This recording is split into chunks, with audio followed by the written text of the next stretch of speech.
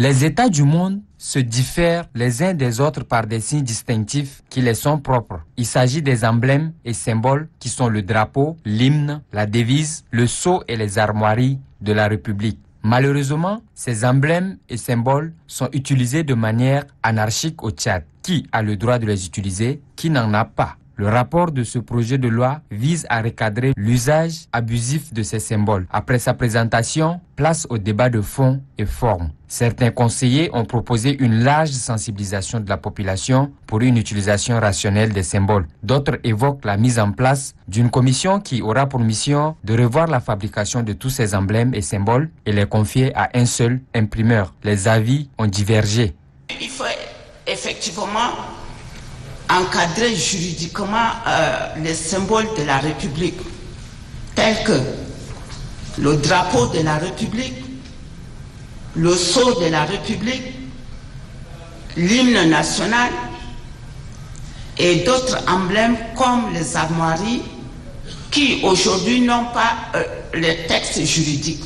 À l'issue des discussions, sur les 128 conseillers, 120 ont voté pour la ratification de l'ordonnance relative aux armoiries de la République du Tchad. Le président du Conseil national de transition, Dr Haroun Kabadi, s'est réjoui de la qualité des interventions lors de cette plénière.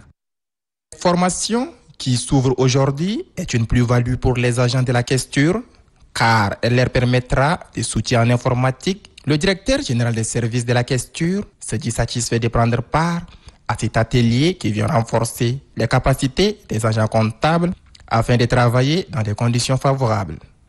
Il a d'ailleurs salué les efforts du président du Conseil national de transition, Dr Haroun Kabadi, pour cette initiative louable. Pour Mohamed Kanabadi, questeur du Conseil national de transition, cette formation en Microsoft Office Excel avancé niveau 1 et 3 est inscrite au programme de la formation des personnels de la questure.